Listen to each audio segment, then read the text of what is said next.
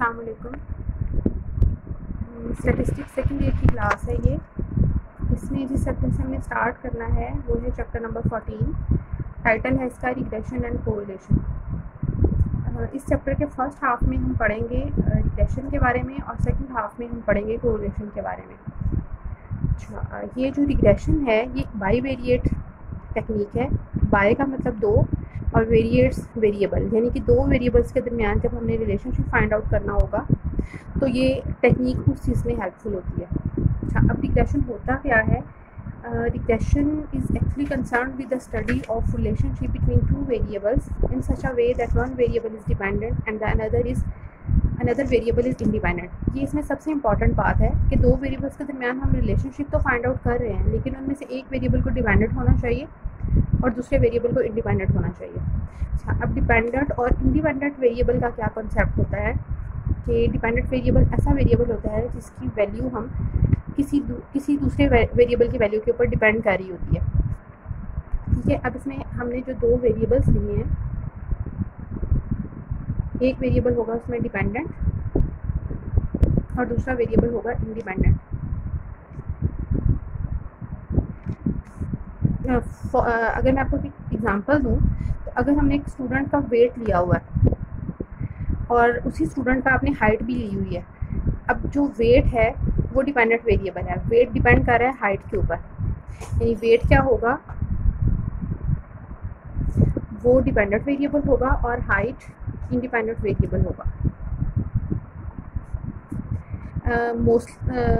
Most of the cases हम क्या करते हैं कि डिपेंडेंट वेरिएबल को हम एक्स वाई से डिनोट करते हैं और इंडिपेंडेंट वेरिएबल को एक्स से डिनोट करते हैं। ये जो दोनों वेरिएबल्स हैं एक्स और वाई, इनके दरमियान में जब हमने रिलेशनशिप स्टडी करना होगा तो वो बनेगा रिग्रेशन एनालिसिस।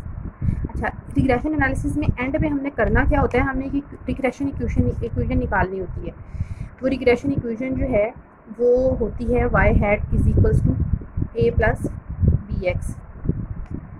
इसमें जो वाई हैट है, हैट का मतलब ये होता है कि हमने वाई की एस्टिमेटेड वैल्यू लेनी है। डिपेंडेंट वेरिएबल जो होता है उसकी वैल्यू हमेशा हम एस्टिमेट एक अंदाजे वाली वैल्यू निकालते हैं, जबकि इंडिपेंडेंट वेरिएबल है जो एक्स है, इसकी वैल्यूज़ हमें नोन होती हैं। इनकी एक्स की नोन वैल्यू से आपने वाई की अननोन वैल्यू को एस्टिमेट करना है। तो ये सारी टेक्निक जो है ये कहलाती है रिग्रेशन एनालिसिस। अच्छा, रिग्रेशन एनालिसिस में एट द एंड आपने ये एक इक्वेशन फाइंड आउट करनी है, Y hat is equals to A plus B X. ये मैथमेटिक्स में अगर हम इसको देखें तो ये एक स्ट्रेट लाइन की इक्वेशन है।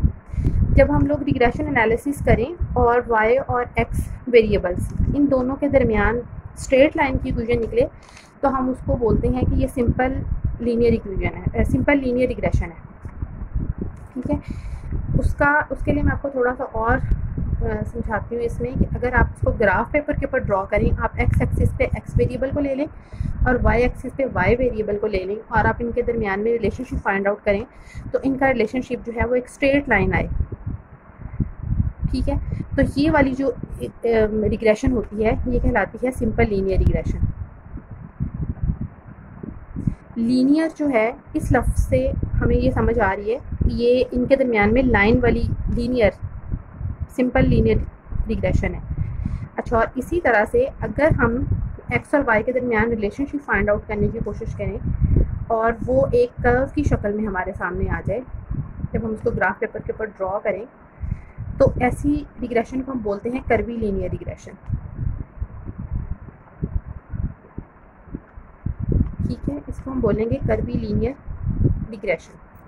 अच्छा, कर्वी लीनियर रिग्रेशन जो है वो अभी आपके सिलेबस में नहीं है। इस चैप्टर में हम जो पढ़ेंगे वो सिर्फ सिंपल लीनियर रिग्रेशन के बारे में पढ़ेंगे, यानी कि हमने एक्स और वाई के दरमियान रिलेशनशिप फाइंड आउट किया और वो रिलेशनशिप जो है वो एक स्ट्रेट लाइन की शक्ल में निकला।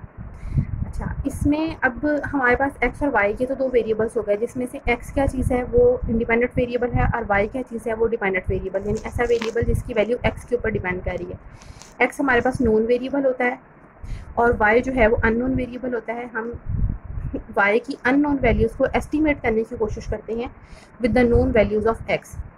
अच्छा, जब इसमें ये जो लाइन आई है, अब इसमें दो हमारे पास अननोन ये भी आ रहे हैं, ए और बी। इसमें ए क्या चीज़ है, ए जो है वो ये इंटरसेप्ट होता है। अगर हम इस लाइन को इतना पीछे बढ़ा दें कि ये आपकी एक्सिस को क्रॉस कर जाए, तो ये वाली जो चीज़ जो यहाँ से 0 से लेकर यहाँ तक है, ये हमारा इंटरसेप्ट है, हम इसको ए बोलेंगे। और बी क्या चीज़ होगी, बी इस लाइन का स्लोप होगा।